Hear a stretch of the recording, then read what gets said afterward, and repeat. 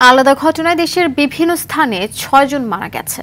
পাবনায় দুপক্ষের সংঘর্ষে মেহেদী মাসুদ পাভেল মোল্লা নামে এক যুবদল নেতা নিহত হয়েছেন।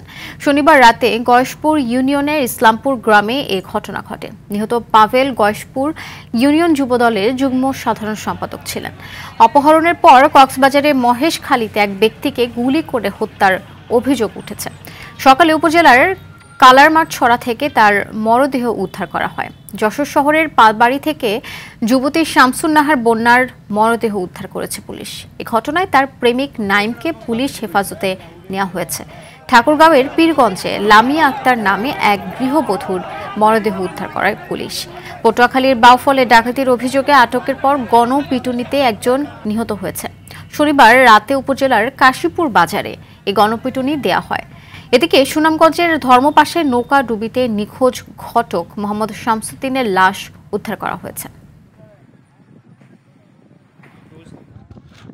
আমরা